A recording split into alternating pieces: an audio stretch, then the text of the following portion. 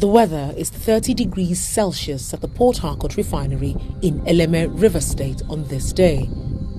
The heat is the least of concerns on the minds of the workers here.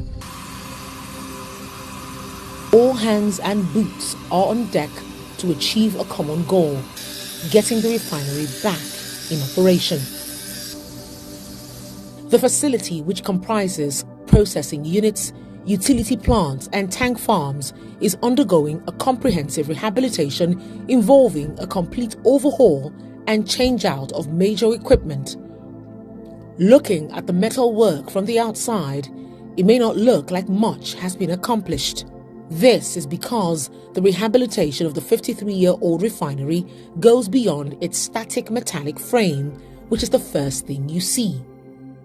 The facility's instrumentation and control units, the brain of the refinery, is undergoing a complete overhaul. The rotating equipment, comprising pumps and compressors, have been upgraded and are all in place. Electrical systems, which include substations, transformers, cables, switch gears and panels, are all brand new, while static equipment like tanks, heater columns and drums are being refurbished. We have refineries in the world that are over 100 years. The basic static equipment, which is just the metallic part you see, stays fundamentally the same. Upgrades happen over the years. Yes, the old Port Harcourt refinery was built in 1965, but as time went on, the instrumentations were upgraded, equipment were upgraded over years. So when we started this project, it was awarded in 2021, April to be precise. That plant then had undergone levels of upgrades. So instrumentation-wise, it has latest technologies too. For instance, the distributed control system, it is the latest we have in the market. So the refinery is coming back in very good quality to perform and compete optimally. Yes, the fact that it was built in 65 is, yes, it's true. But most of what is left of 65 is just the major static equipment and the metal frames. So for me, the refinery will come back in force and it will be very competitive. About 3,000 workers play their part each day to get the work done. From piping, welding to fabrication, the relationship between man, machine and metal is constant. So far, the plant has recorded 8.3 million man-hours with zero lost time to injuries. The reason isn't far-fetched. HSE rules are always adhered to. By the colors, you can identify them. The blues are the engineers. The brown is for operations. The orange overalls represents the contractors. Out with the old and in with the new. The removal and replacement of piping work is a major task at the Port Harcourt Refinery. For a refinery built in 1965, it's understandable. Over 75% of this task has been completed and accelerated as workers run day and night shifts. The plant has also recorded remarkable milestones against all odds. Basic markers for a major project like this is deliveries of your long lead items. We have items here that we've installed in the plant that took 18 months to manufacture. Those items are now on ground. We have the boilers, we have pumps made by OEMs, Gabonetta, Arturia in Italy. They've come on site and we've installed them. So our long lead items are on site.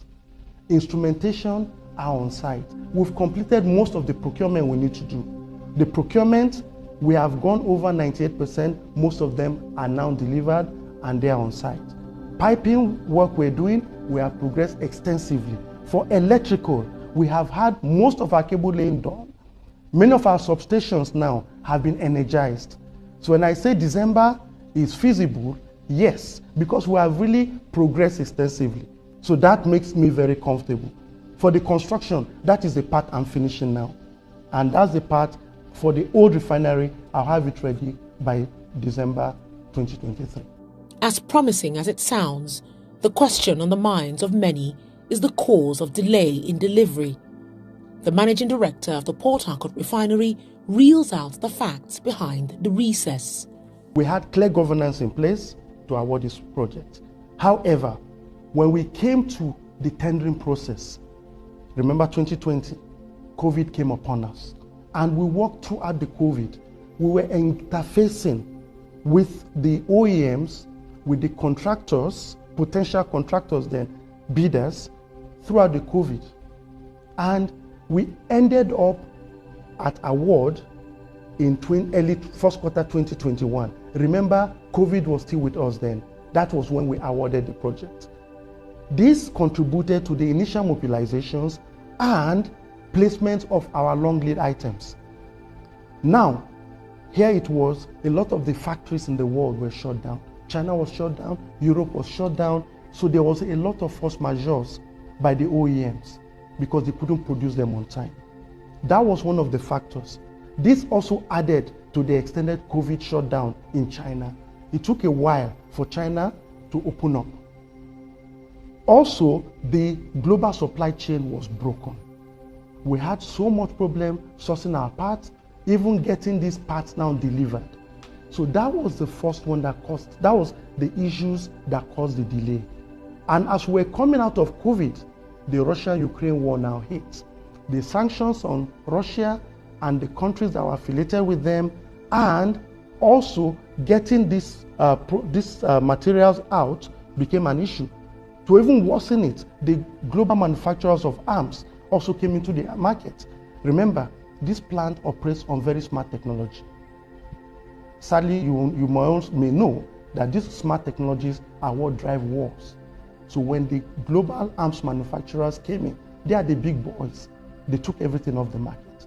Components became a problem. We couldn't source, and the manufacturers also threw in further force majeures.